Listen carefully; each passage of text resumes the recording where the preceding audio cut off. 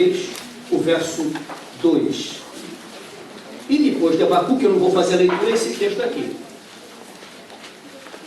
Chamando a atenção para essa expressão aqui. Despertarmos do sono. Despertarmos do sono. Abacuque 3, verso 2, diz assim a palavra do Senhor. Ouvi, Senhor, a tua palavra e temi. Nós estamos numa época que ninguém mais teme nada, né? Ninguém teme mais nada. Agora, crente que é crente, teme da palavra do Senhor. Ouvi, Senhor, a tua palavra e temi. Aviva, ó Senhor, a tua obra no meio dos anos. No meio dos anos a notifica. Na ira, lembra-te da misericórdia. Que Deus aplique a leitura da sua palavra aos nossos corações. E agora lembrando do texto de Paulo. Lembrando dessa expressão aqui. Despertarmos do sono. É hora de despertarmos do sono. Que Deus aplique a leitura da sua santa palavra. Podeis sentar, amados.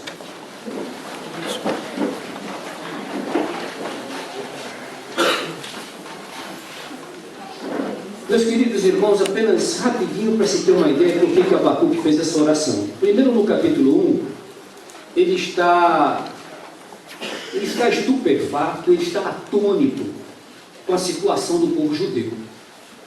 O povo judeu entrou numa iniquidade tão grande. Israel foi chamado para abençoar povos. Israel foi chamado para influenciar povos. E acabou sendo influenciado. E por que Israel foi influenciado? Paulo fala, despertar do sono. Porque quando nós adormecemos, quando nós nos acomodamos, quando nós caímos numa mesmice espiritual, nós vamos dormir. E dormir é queda. Eu estava na janela. Janela desvia a atenção. Você está na janela, você está olhando a paisagem. Ele estava lá na janela. Não sabia se olhava para Paulo ou para fora. E a janela chama a atenção. E no meio de Paulo falando, ele olhando para fora, ele foi indo, caiu da janela. Então, queridos, Abacuque é um profeta que está atônito. Atônito por quê? Um povo chamado para ser bênção é influenciado pelo paganismo. Um povo chamado para influenciar é influenciado agora. O povo está num paganismo total. E ele está atônito. Então ele clama ao Senhor. Ele diz, Senhor, o que faço eu agora no meio desse povo? E mais surpreso ele fica quando Deus anuncia para ele que quem vai castigar o povo é a nação mais pagã que tinha naquela época, que eram os caldeus. Aí ele ficou atônito. Ele disse, olha, o povo já está desse jeito. E agora quem vai castigar? O teu povo é um povo pagão mais ímpio da terra. Aí ele ficou sem saber o que fazer. Então o Senhor foi mostrando a Abacuque o que ele ia usar de ferramenta contra Israel. E quando Abacuque viu o que Deus ia fazer, a misericórdia de Deus que seria estendida para o povo, aí ele chega nesse capítulo 3. E nesse capítulo 3 ele faz essa oração que é aí que eu quero me prender essa noite. Aviva, Senhor, a tua obra. Irmãos, ele começou lá embaixo, Abacuque, e acabou nas alturas. Pode ver como ele termina o livro, nessa oração do capítulo 3, no verso 17 ele diz assim, porque ainda que a figueira não floresça, nem haja fruto na vide, o produto da oliveira minta, e os campos não produzam mantimento, as ovelhas da malhada sejam arrebatadas, e nos currais não haja vacas nem ou gado, todavia eu me alegrarei no Senhor, exultarei no Deus da minha salvação. Jeová é a minha força, e fará os meus pés como das servas, e me fará andar sobre as alturas. Queridos, por que Abacuque orou? Aviva a tua obra. Irmãos, notem, Israel é uma ilustração para nós. A vida de Israel na lei aponta para a igreja. Não é que a igreja ficou no lugar de Israel, não. Quem vai ficar no lugar da igreja é Israel na grande tribulação.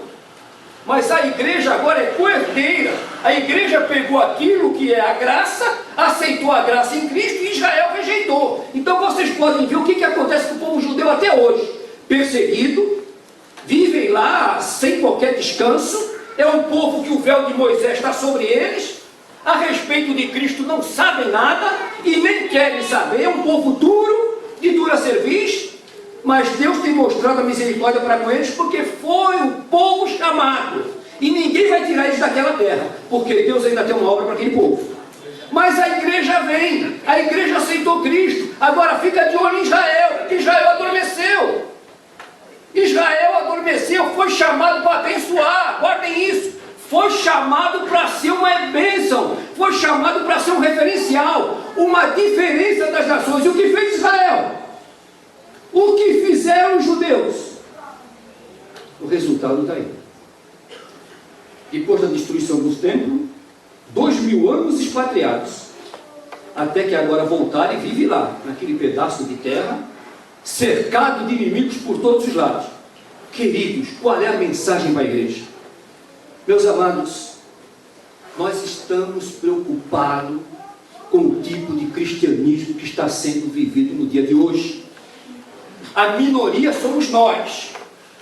A maioria está pegando o cristianismo de Cristo e adaptando aquilo que é o sabor dos homens, adaptando-os a costumes que não são bíblicos, adaptando-os a uma coexistência pacífica com o mundo. E nós não fomos chamados para isso. A igreja foi chamada para ser luz do mundo. Israel foi chamado para influenciar. A igreja foi chamada para ser luz. A igreja foi chamada para evangelizar. A igreja foi chamada para adorar em espírito e em verdade. E o que está acontecendo hoje? E aqui fica uma pergunta. O pastor tem que subir na trincheira e dar o recado. Graças a Deus por esse culto. Mas irmãos, agora a coisa é individual. Eu creio que nós precisamos de um avivamento. Eu creio nisso. Nós precisamos de um despertamento. Paulo fala despertar do sono, e ele diz ali, ó, porque a nossa salvação está mais próxima agora. A minha pergunta é, será que nós estamos cientes desse quadro que está tomando conta do mundo? Não é do Brasil não, o quadro que está tomando conta do mundo. Será que os crentes estão acordados? Será que os crentes estão despertados? Será que os crentes estão realmente procurando ser um referencial, um diferencial nesse mundo? Estamos na luz? Estamos dormindo ou estamos acordados? E tem mais uma coisa, irmãos. O crente que é crente, ele não se acostuma, não se acomoda com a vida que leva, ele quer mais, quer mais. E eu tenho sentido no coração isso de Deus na minha vida. Prega sobre avivamento, prega sobre avivamento. Eu não creio que nós teremos um avivamento como aconteceu no passado, aquele avivamento coletivo. Não, eu creio naquele Apocalipse, aquele avivamento do Apocalipse capítulo 22.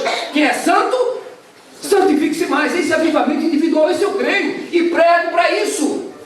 Porque se Jesus Cristo disse, se multiplicar a iniquidade, por se multiplicar a iniquidade, o que acontece?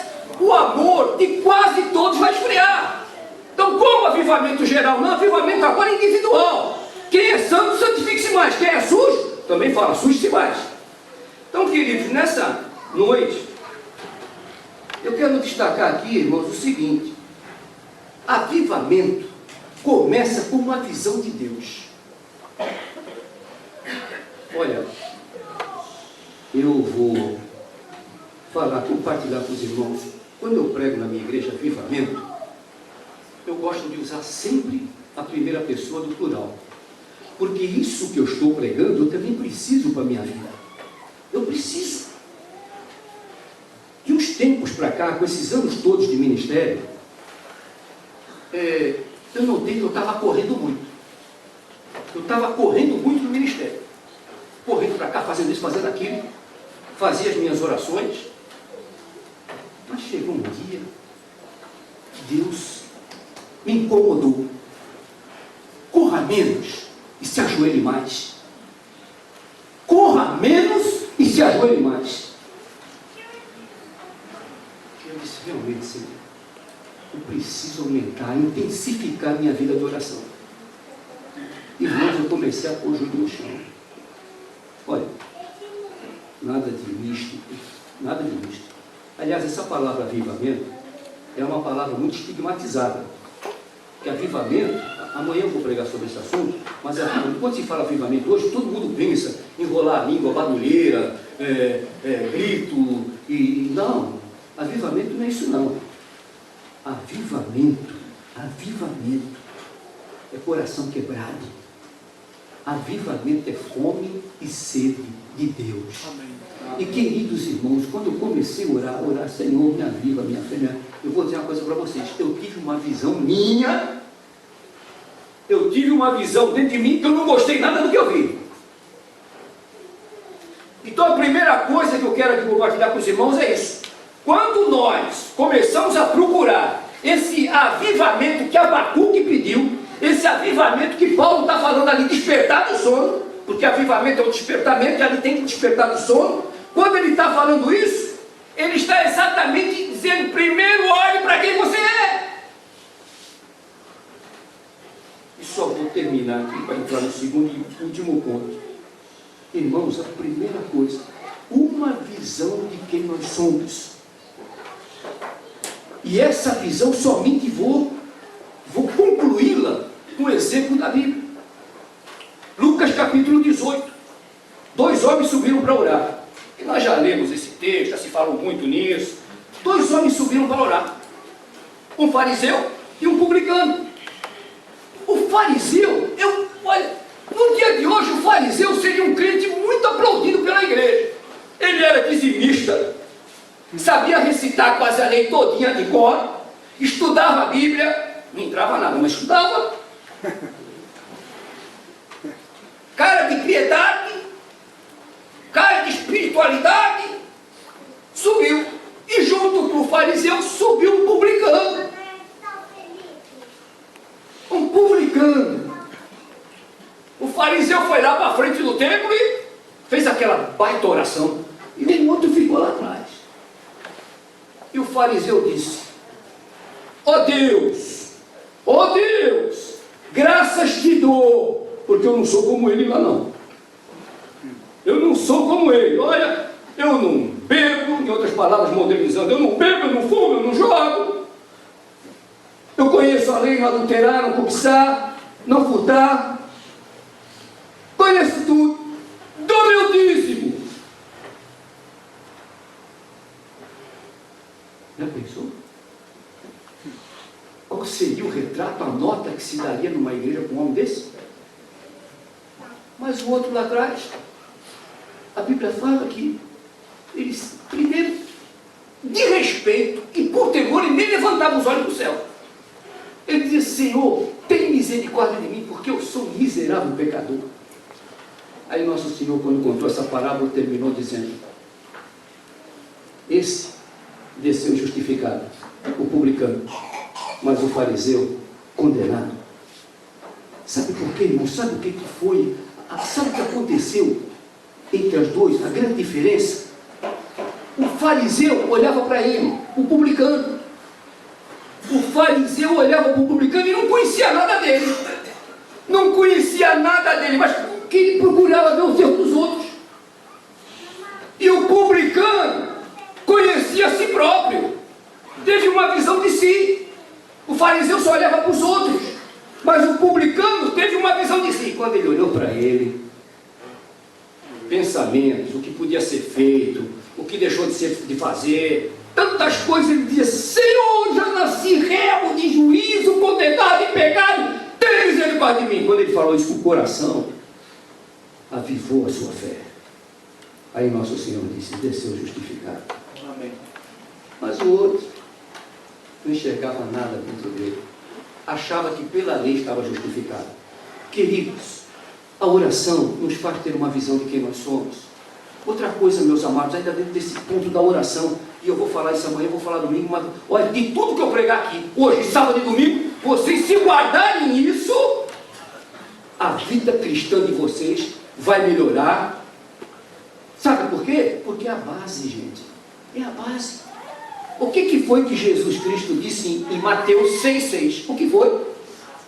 O que foi que ele disse? Tu, porém, quando orares, entra no teu quarto, abre abre a porta, entra, fecha a tua porta, e teu pai, né, te ajoelha, e teu pai, que te vê o quê? Em secreto te recompensará. Irmãos, olha, isso aqui é muito bonito. Olha, culto de oração, nós temos que participar. Temos. Agora, irmãos, se não tiver o quarto secreto lá em casa, porque isso foi instituído por Cristo, entra no teu quarto secreto, porque ali não adianta a palavra bonita, não. Ali não adianta querer usar verbete bonito, não adianta querer se justificar. Ali teu pai está te vendo quem tu é, lá dentro. Ele está olhando lá para dentro, sabe com quem está falando. Ele te vê, te copia, sabe de tudo. Ali é a criatura diante do Criador. É o barro sendo examinado pelo Criador. E vai esconder o quê? Então Jesus disse, fecha a porta do teu quarto, entra lá, cai de joelho, e teu pai que te vê em secreto te recompensará. Ô irmãos, e quando você faz isso, o Senhor vai te mostrando quem você é. Ele vai te mostrando e você vai dizendo, ô Senhor, misericórdia, misericórdia, misericórdia. Por isso é que Abacuque disse, Senhor, na tua ira, quando tu olhares para nós, na tua ira, lembra-te da tua misericórdia e aviva-nos. Então, irmãos, avivamento é isso, é esse despertamento da fé. Avivamento é a maior necessidade da igreja. O pastor Júlio Santos escreveu um artigo no Jornal Batista e ele disse, o pecado é prazer do incrédulo, mas a santidade é a alegria do salvo. Amém. Então a alegria do salvo é buscar esse avivamento, que é esse despertamento, é sair do sono e se aproximar mais de Deus. Então, queridos, segundo lugar, definindo biblicamente o avivamento. Amanhã eu vou dar outras definições e vou dar definição do que avivamento também não é. Mas hoje vamos assim, biblicamente definindo o avivamento. Eu costumo chamar o Salmo 119, é o Salmo da Bíblia.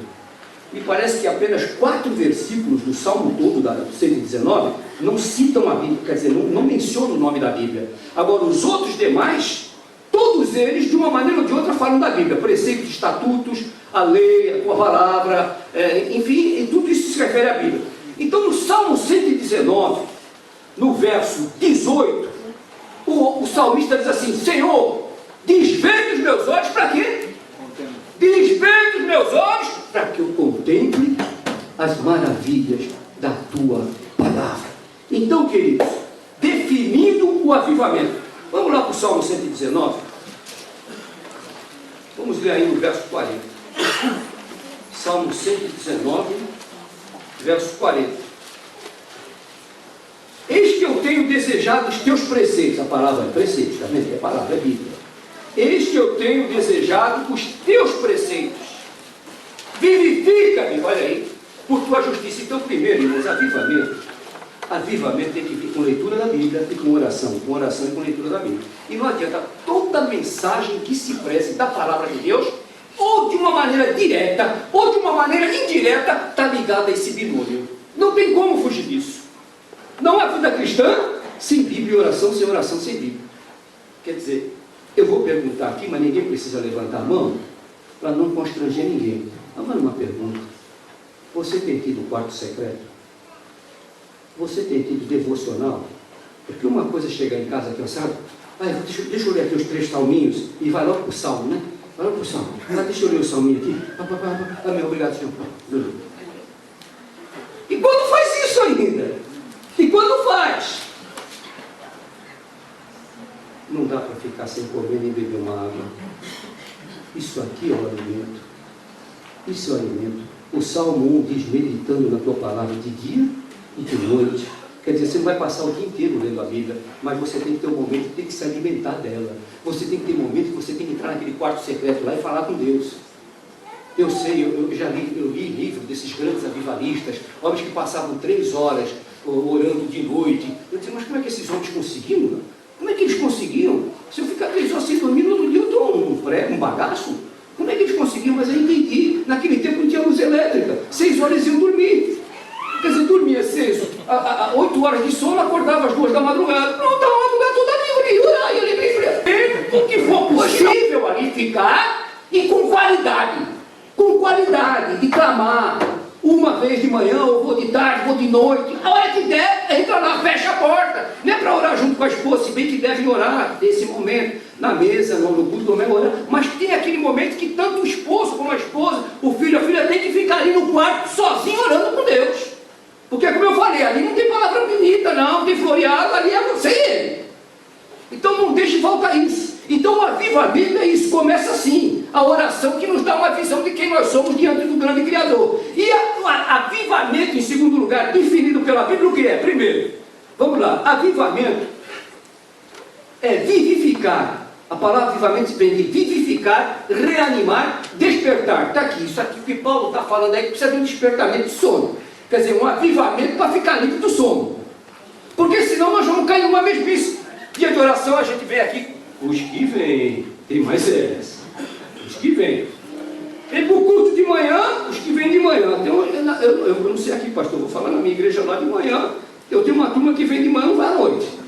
E tem os que vêm à noite e também não vão de manhã. É assim, sabe como é que é? E tem hora que eu descobri um que estava lá e que de manhã eu tenho que fazer compra de supermercado. Mas o que é isso, gente? Olha, nós priorizamos aquilo que está entronado aqui dentro. Porque nós achamos tempo para tudo. Se tiver aqui num lugar, seja onde for, por conta da firma, a serviço da firma, a gente procura aí fazer bem feito. Agora, Deus pode esperar, e é justamente a parte mais importante da nossa vida. Venha, cansado ou não, que você vai sair abençoado. Ou vocês pensam que a gente também, pastor? Não, pastor, não, gente, tem quarta-feira de oração lá. A gente vai porque ama Cristo, porque o corpo está pedindo para ficar, mas o Espírito diz, vai. E quando o Espírito diz, vai, a gente vai. E é uma quarta-feira, um culto de oração, você ser abençoado. Ou não precisava ouvir isso. Cantar os hinos e que falaram no meu coração. Então, irmãos, o crente é para viver nessa fogueira abençoada aqui. É a brasa no Brasil, então reanima. Avivamento é vivificar, é valorizar o corpo, é valorizar o que Cristo fez por essa igreja, pelas nossas igrejas fiéis. Ele se deu por elas, amou e se entregou por elas. Então o crente que é avivado, ele reconhece isso. O crente que tem vida com Deus no quarto, ele sabe o valor que Cristo derramou, pagou, para que essa igreja existisse aqui há 58 anos. Aí vem, é claro que nem todos podem, doença, eu brinco com os idosos da minha igreja, eu sei que muitos já não vêm mais por causa do peso do gafanhoto, né? Que Salomão fala, quando o gafanhoto pesar, né? Vai chegar o tempo que até o gafanhoto vai pesar. Então tem muitos que já nem vêm por causa do peso do gafanhoto. A gente entende isso. Mas aqueles que podem vir, e agora eu estou com uma turma lá, o culto é transmitido ao vivo, por internet, o culto da manhã é irradiado lá nessa emissora que meu filho trabalha, o culto é irradiado de manhã também. Aí eu já falo no microfone lá, olha, você que está me ouvindo em casa, ou pela internet, e podia estar na igreja, tu está pecando, viu? Tu venha para cá. Mas tem, porque sabe que meu irmão é a carne. Olha, cuidado com ela. Porque tudo que está relacionado ao Espírito, a carne quer bater de frente. Ou vocês pensam que a carne gosta de ler Bíblia, que a carne gosta de orar, que a carne quer vir para cá? Quer nada. A carne é atraída pelas coisas da carne. Tudo que faz bem a carne quer. Então, queridos, avivamento é isso, é vivificar, reanimar, tornar vivo, é despertar, é valorizar as coisas do céu.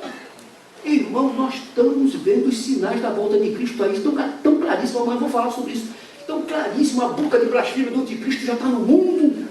Essa violência satânica não é no Brasil não, isso está tomando conta do mundo. Está aí na cara de todo mundo, gente.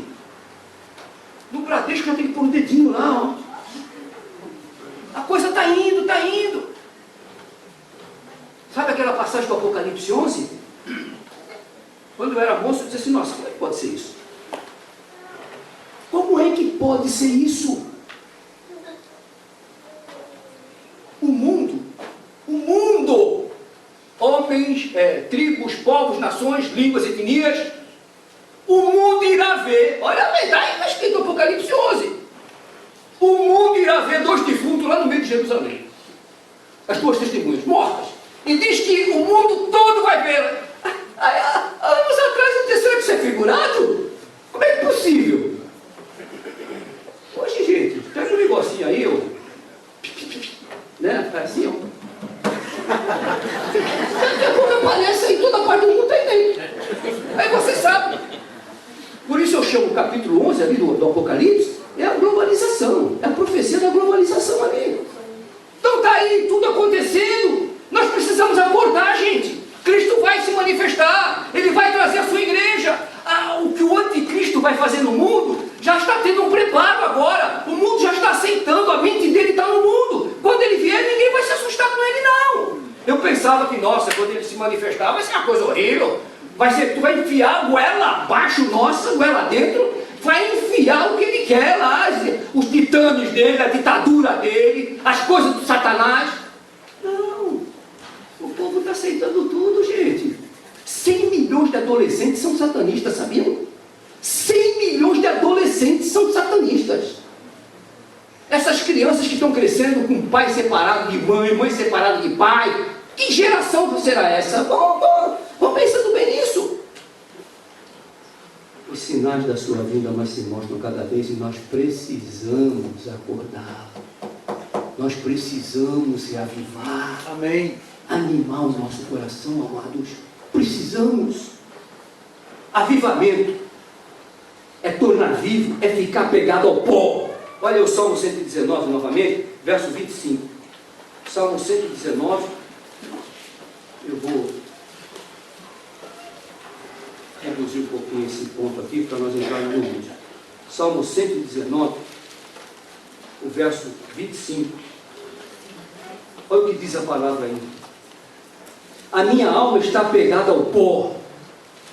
Agora o que vem logo em seguida? Primeiro ela vai para o pó, e aí o que vem? Vivifica-me, aviva-me, desperta-me. Olha, a minha alma está pegada ao pó. Meus amados, eu não sei quantos aqui já viram aquele filme, Jesus o Filme. É um dos filmes que está tendo uma versão, já bateu o recorde de tanta cópia que já fizeram desse filme. Jesus o Filme. Foi filmado em Israel, os atores, boa parte deles eram crentes. E no filme, no final do filme tem um apelo muito lindo.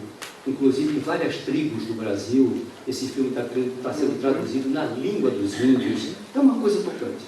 E tem uma passagem ali, no livro, no hino, no filme, é interessante, aquilo me comove. Toda vez que passa, que chega naquela hora ali, eu choro. Porque é muito tocante aquilo. Dá para a gente ter uma ideia do que foi aquele quadro. O quadro está lá em Lucas 5, de 1 a 8. Jesus diz para os discípulos, olha, leva o barquinho, joga a rede do outro lado que vocês vão pegar os peixes. Aí ele disse, mas Senhor, foi a noite toda que não pegou nada. E agora o Senhor manda ainda para aqui perto jogar para... Pô, mas já que o Senhor está mandando, né? Sobre a tua palavra nós vamos jogar. Aí foi. Aí jogaram. Veio peixe. Veio peixe, as redes quase estouraram. E no filme está mostrando isso. E aí tem uma hora muito bonita, muito tocante. Quando Pedro pega a rede, olha Senhor, quanto peixe! E os peixinhos estão se mexendo, aí ele para. Pedro para de olhar para a rede, aí ele vai virando os olhos assim e olha para Jesus. Aí ele fica olhando para Jesus e Jesus olhando para ele. Aí ele diz para Jesus, Senhor, ausenta-te de mim, porque eu sou um pecador. Irmãos, avivamento é ficar com a boca no pó. E a palavra do Senhor diz que aquele que se humilhar será o quê? Exaltado. Humilhar. Senhor, ausenta-te de mim. E foi Pedro quem teve o privilégio de ver a sua transfiguração. A transfiguração do Senhor. Todo aquele que se humilhar. Irmãos, avivamento é pôr a boca no pó, irmãos. É pôr a boca no pó. Eu não sou nada, Senhor. Tem compaixão de mim. Às vezes nós corremos tantos e às vezes até o estresse do dia a dia. Nós magoamos nossos queridos, esposa ao marido, marido à esposa, filhos e pais, pais e filhos, irmãos. Gente, quando isso acontece, nós estamos ofendendo a pessoa do Senhor. Como é que depois nós vamos orar se estamos com problemas um com o outro? O que foi que Jesus falou? Quando fores ao altar, sabendo que há algum probleminha entre tu e teu irmão, primeiro para. Ali muita gente pensa que era para jogar oferta no lugar do oferácio. Não é não. Quando for ao altar, para oferecer teu culto, para o teu culto, para de cultuar, vai resolver o problema com teu irmão, aí volta e dá a tua oferta de louvor e adoração a Deus. Porque se não fizer isso é religião. Se não fizer isso, vai ser um ato religioso. Como é que eu vou cantar aqui na frente? Vou falar, vou exercer minhas atividades na igreja, se eu estou com um probleminha com o outro? Boca no pó! Boca no pó!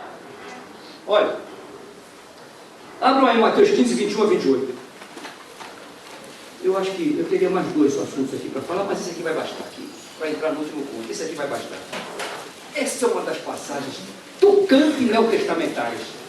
Essa é aquela passagem que marca a gente. Mateus capítulo 15, versículos 21 a 28. Mateus 15, 21 a 28. E partindo Jesus dali, foi para as partes de Tiro e de Sidom. E eis que uma mulher cananeia, olha, vê bem, a mulher não era judia, já começa por ela era uma gentia. E naquele tempo os privilegiados eram os judeus, era o povo escolhido, povo eleito, povo da palavra. A mulher era uma gentia, ela não era judia. Olha aqui, e uma mulher judia que saíra daquelas cercanias, clamou dizendo, olha o problema dela, olha o problema dessa mãe, olha o problema que essa mulher arrastava. Saiu e clamou dizendo, Senhor, filho de Davi, tem misericórdia de mim, que a minha filha está miseravelmente o quê? Endemoninhada, uma ninhada. Era uma ninhada de demônio. A minha filha está terrivelmente endemoniada. Agora veja só, aí começa, mas como é que Jesus agiu desse jeito com essa mulher? Veja bem, mas Jesus não lhe respondeu uma palavra. Ué, a mulher com um problema daquele, uma filha do jeito que estava, ela está lá pela filha, Senhor, por favor, socorre a minha menina, está terrivelmente. Olha esse terrível, eu já vi o que era a situação. Mas Jesus não respondeu uma palavra. E a mulher gritando. Aí os seus discípulos, chegando ao pé dele, rogaram dizendo, Senhor, despede, ela está gritando atrás da gente. Despede a mulher. Despede, Senhor. Está gritando aqui atrás da gente. E ele respondendo disse, olha como ele foi duro aí, ó. Parece que foi duro, porque Jesus sabe tudo. Conhecia o que estava no coração da mulher. Olha o que ele diz aqui. E ele respondendo disse, eu não fui enviado senão as ovelhas perdidas da casa de Israel. A impressão que dá é que eu não quero nada com essa mulher. A mulher nem judia é. Mulher é canané. Não tenho nada com ela. Agora veja. Ele sabe por que ele fez isso? Para mostrar para aqueles judeus que haveriam muito mais gentios de fé do que eles. A começar pelos seus discípulos. Espere, ela espera. Não. No coração dele, vocês vão ver o que está no coração dessa mulher. Olha aí. Então chegou ela, verso 25. Então chegou ela e adorou, dizendo, Senhor, socorre-me. Sabe como é que nós íamos traduzir isso hoje? Por Senhor, pelo amor do teu Pai, me socorre, eu não tenho mais para que correr, Senhor. Ele, porém, respondendo, olha só, olha que coisa estranha, né? Jesus, porém, respondendo, disse, não é bom pegar o pão dos filhos e deitá-lo aos cachorrinhos. Chamou a mulher de cachorro. Está escrito aí, ó. Eu não vou pegar o pão dos filhos e vou dar para cachorro. Já pensou? Chamar você de cachorro? Mas ele sabia o que estava fazendo, ele conhecia o coração da mulher, conhece o teu, conhece o meu. Olha só. Não é bom pegar o pão dos filhos e deitá-lo aos cachorrinhos. Agora olha o que ela disse. Sim, Senhor. Admitiu que sou cachorrinho mesmo. Admitiu, não fico chateado. Sim, Senhor. Pode me chamar de cachorrinho, eu sou cachorrinho assim. Mas quero lembrar o Senhor de uma coisa. O pastor Gesso dizia para mim, nessa hora ela deixou Jesus no checkmate. E ela disse, sim, Senhor, mas também cachorrinhos comem das migalhas que caem da mesa dos seus senhores. Eu sou uma cachorrinha, estou aqui esperando uma migalha. Você já viu quando você está comendo? Quem tem cachorro aqui sabe disso. Você está comendo, eles ficam ali. Se joga um negocinho para ele, o rabinho fica assim. Come da migalha. E se alegram ainda. Come e se alegram da migalha que foi jogada. Agora veja o que termina a passagem. Olha aí. Verso 28. Então Jesus respondeu e disse: ó mulher. É uma exclamação. Ó mulher. Grande a tua fé. Olha essa vida. Os discípulos, essa hora. Grande a tua fé, uma cananeia. Grande fé. Aquela mulher tipifica a igreja. A igreja é cachorrinha de Cristo. A igreja é cachorrinha das migalhas. A igreja tem que ficar com a boca no pó, como ela estava lá, com a boca no pó. Não se ofendeu, não. Aqui não. Quando se fala uma coisa mais alta, mas se ofende todo, né? O crente é muito milindrado. Não. O crente não deve ofender e aprender a não se ofender também. Olha aqui. Então ele respondeu: mulher, grande é a tua fé, seja isso feito para contigo como tu desejas. E desde aquela hora a sua filha ficou livre dos demônios. Amém. Ficou assim. Irmãos, boca no pó, avivamento é o que essa mulher está ensinando. Avivamento é isso. Você não se ofende, você não agride, você não revida, você não parte para a resposta, você não resolve nada na carne. Muita gente diz, é vida cristã. Vida cristã não é fácil não. É uma luta da carne com o espírito. Se essa mulher conseguiu, por que nós não podemos? Se o avivamento veio a Abacuque, por que não veio para nós também? Por que não? Buscar-me-eis e me achareis. É para buscar, é para pedir, é para implorar, é para levar a vida cristã a sério. Desperta, aviva, Senhor, a tua obra na minha vida. Aviva a tua obra na minha vida. Boca no pó. Boca no pó. Avivamento é boca no pó. É reanimar e desviar os olhos dos manjares do mundo. Olha, esse mundo nunca teve tão bom para pecar como agora. Nunca teve tão bom para pecar. E é preciso um despertamento. Sabe por quê? Despertamento cria homens como José, que fogem, coragem para fugir. Despertamento cria homens como Daniel, os leões que ficaram apavorados. Mesaque, Sadraque e Abednego não se contaminaram com as iguarias da Babilônia. Aliás, falei Babilônia aqui. Gente, assistir uma miséria dessa e depois na hora de dormir, ó Senhor, ajuda, dormir da minha fé. Isso é hipocrisia doida.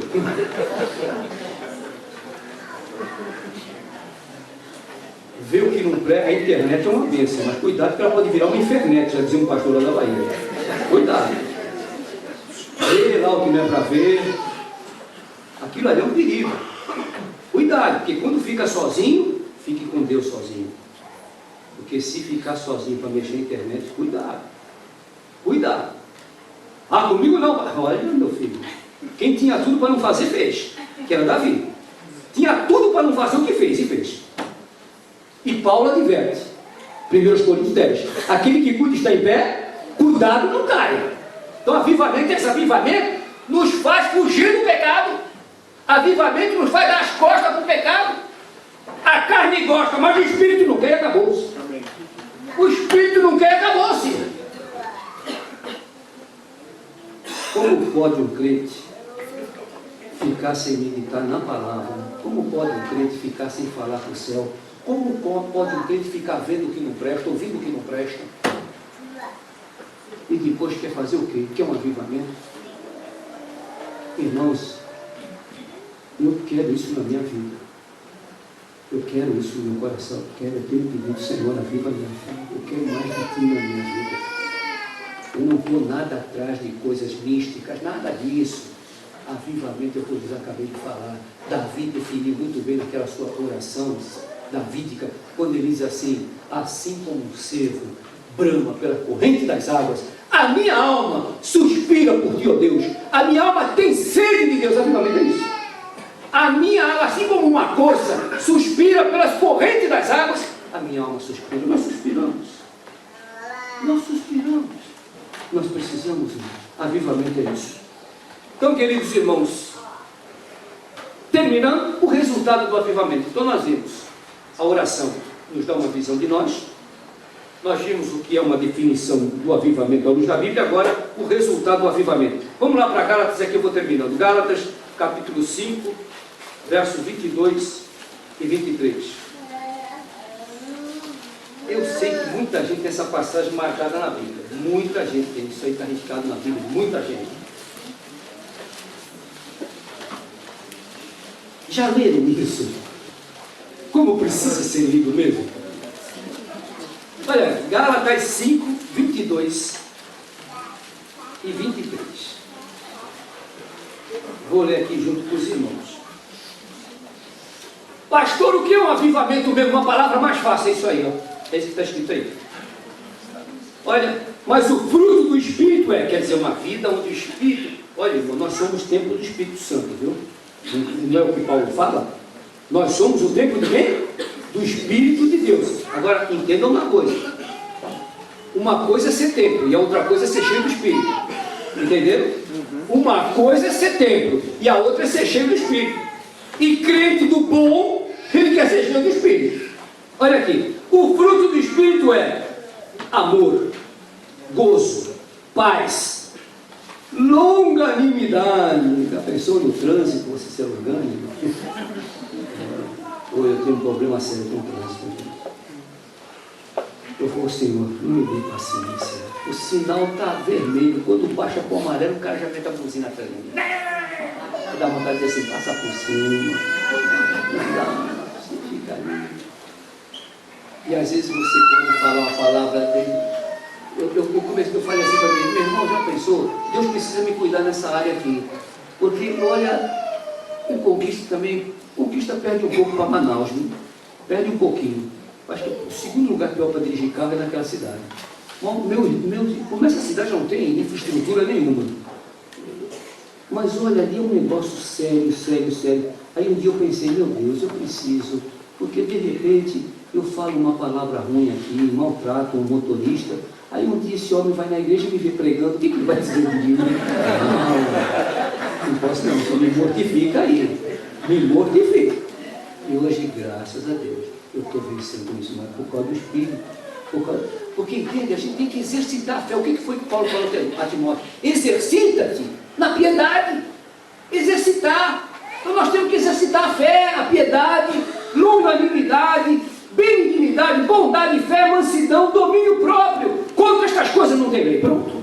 Isso aí é o avivamento. Ele nos traz isso, irmão. Revigora isso. É o Espírito de Deus nos revigorando, nos fazendo ver essas verdades.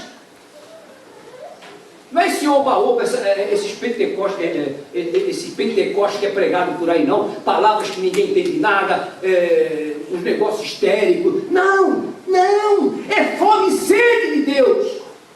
É crucificado com Cristo. É mortificar a carne. Esse avivamento é o resultado do avivamento. E aqui tem uma coisa muito linda. Esse é o último ponto da segunda parte. Ó, avivamento é uma visão bíblica da graça. Se eu perguntar aqui, todo mundo sabe, desde as crianças até os... Todo mundo sabe o que é graça, não sabe? Graça é um favor que recebemos e que não merecemos. Todo mundo fala isso bonito. Mas você precisa ter uma visão da graça. E eu vou compartilhar isso com os irmãos para terminar. Efésios 2:8, a Bíblia fala que pela graça é que nós somos salvos. Irmãos, eu vou terminar com contando isso. Eu tenho duas histórias deste mesmo assunto, dois relatos. Um relato, eu tenho os dois comigo. Um relato diz que é verdadeiro, o outro não. O outro apresenta isso como uma ilustração, não sei agora. Não sei se foi verdadeiro, porque um relato que eu tenho cortado, eu cortei da revista, esse relato diz que isso foi um fato verídico. O outro relato diz que é uma instrução, apresentou o fato como uma ilustração. Mas olha, irmãos, é o seguinte, o que é a graça? Avivamento é uma visão da graça.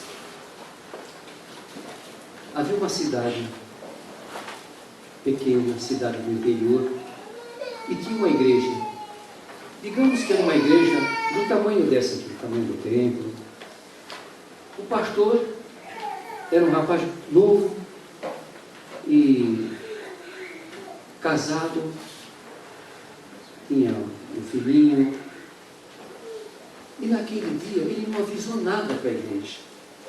Um domingo antes, nem antes do meio da semana, ele não falou nada para a igreja que ele ia trazer um pregador diferente. Não falou nada. Aí chegou no dito domingo, na hora de começar o culto, o gabinete era assim, bem à porta do santuário. Sai o pastor de lá, segurando o velho. Aí senta o velho na cadeira e o pastor senta na outra. Igreja do interior, pequena, todo mundo, quem é o velho? O pastor não falou nada, quem é? Todo mundo olhando para o velho. O velhinho ali de cabeça baixa. De vez em quando ele olhava assim, pastor, o pessoal tudo olhando para ele. Aí o pastor fez o culto, cantou os hinos e tal, e o povo olhava para o velho olhava para o povo. Aí o pastor chegou e disse, bem, eu já percebi que estão todos olhando para ele. E ele hoje é o que vai entregar a mensagem. Quando falou isso, tem uns adolescentes sentados na frente.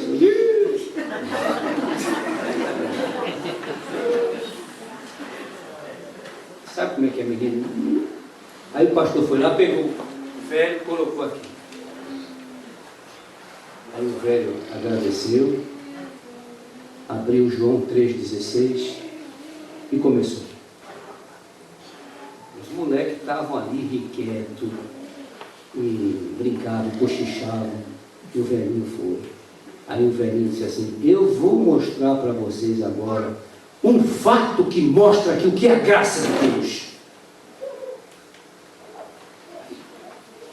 Aí os meninos estavam brincando e disse assim, eu conheci dois meninos que nem esses aqui, os moleques, pô!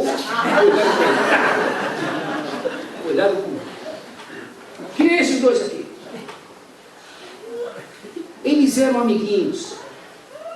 E o velho continuou pregando. Eles eram amiguinhos, esses dois meninos. Vocês vão entender o que é a graça de Deus. Eles eram dois meninos. Um era crente, o outro não era. Mas eles eram amiguinhos. O problema de terem religiões diferentes não os afastava. Eles eram grandes amiguinhos.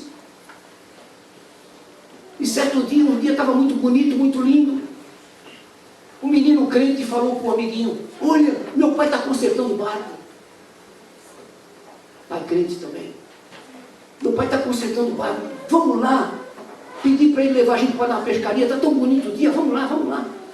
Aí o outro falou, não, mas será que teu pai vai? Não, vamos lá, papai vai levar. Aí chegou lá. Pai, olha, está um dia bonito, leva a gente para pescar. Mas meu filho, não, pai, olha, um pouquinho só, a gente vai pescar lá. Ah, então tá bom, vamos embora. Aí já tinha acabado de arrumar o barco e tal. Colocaram, entraram os dois, tinha os apetrechos de pesca ali, foram. O pai foi remando, o barquinho daquele pequeno. Aí pararam num lugarzinho lá, cada um jogou sua vara, sua isca, aquela alegria, um peixinho, outro que fugia e tal, aquela alegria. E de repente o barco começou a balançar. Aí começou aquele vento quente, que lá em Santos se chama noroeste, não sei se tem aqui, o chamado noroeste, que é um vento quente que se junta com vento frio, e aí vem aquele temporal que ninguém espera. E aí o pai disse, filho, vamos recolher as coisas que a coisa está ficando feia. A maré vai começar a puxar. Aí recolheram tudo e tal, e o barquinho já amarola, já... Aí, na hora de recolheram tudo, na hora de voltar... Aí o pai foi remar e era para remar contra a maré. Aí ficou ruim. E ele roubando mais o barquinho e o mar encapelado, e ele não tinha mais força para remar contra a maré. Os meninos já começaram a ficar apavorados. Nessa altura, a molecada estava quieta, tudo olhando para o velho, a igreja, tudo, o que vai dar nisso? E daqui a pouco não teve jeito, o barco virou. O barco virou. No que o barco virou, foi um menino para cada lado. Caiu para o lado de cá e para o lado de lá. E o barco virou, ficou com o casco para cima. Tinha uma ponta do barco, tinha uma corda. Aí o pescador, velho contando, se agarrou na corda. O mar estava encapelado. E aí os meninos já tinham afogado e levantaram. Aí o filho dele disse: pai, me joga a corda, essa corda, senão eu vou morrer. E o outro menino disse: eu também vou morrer, eu não sei nadar não, nós não sabemos nadar. E só havia tempo para jogar para um. Aí ele disse: filho, o papai te ama, eu vou te ver na eternidade. Jogou a corda para o outro. O menino que estava ali na frente disse: ei, está errado. Aí quebrou o silêncio.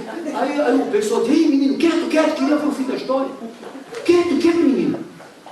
Aí o menino: oh, desculpa. Aí o velho falou: não, fica em pé. Aí o menino ficou em pé. Por que você acha que estava errado, meu filho? Ele tinha que jogar para o filho dele. Aí o velho disse: mas meu filho, o filho dele já era crente, era salvo, o menino ia para o céu, mas o outro ia para o inferno. Ele jogou para o outro. Não, mas ele tinha que jogar para o filho dele. E como é que ele sabia? Aí o menino perguntou: ô pregador, como é que ele sabia que o outro podia escapar do inferno? Aí foi que o velho parou. Aí fez aquele silêncio. Todo mundo olhou para o velho, o silêncio tomou conta. Aí o moleque sentou. Aí o velho parou, aí o velho começou a chorar. O pastor então, nossa, chorando.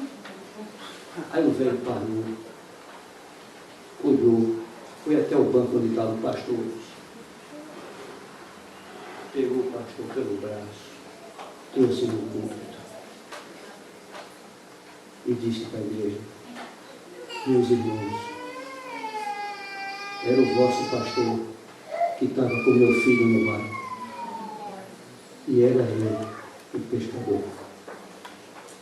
Meu filho está na glória. O pastor de vocês está aqui. Ele pegou a corda. E ainda disse: mas a história não terminou aí. O pastor disse, o velho disse: naquele dia, é que eu pude entender o que é graça.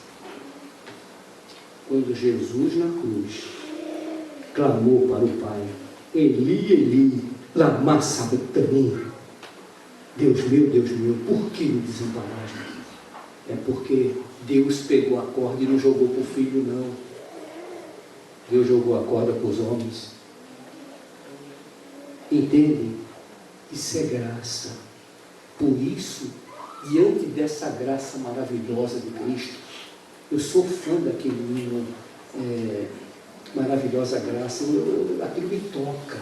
Eu nunca vi uma definição como aquela. Graça, como maravilhosa é, alta é sem fim. Graça é maior que a minha vida inútil, é maior que o meu pecado vil. O nome de Jesus engrandecer e glória dai. Irmãos, aí o velho disse: quem aqui nessa igreja hoje quer pegar a corda da graça? Os irmãos vieram à frente. E muitos vieram. Irmãos, graça é isso. Avivamento é uma visão da graça. Avivamento é uma visão do Calvário. Avivamento é uma visão do que Cristo fez lá e que era nós que tínhamos que pagar. Quem somos nós? Miseráveis, réus de juízo do fogo eterno. Mas aprouve nos tempos o Senhor enviar Jesus para pagar o preço do teu, do meu pecado.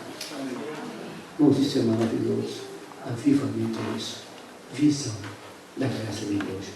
Queridos, façamos a oração de Abacuque. Senhor, aviva.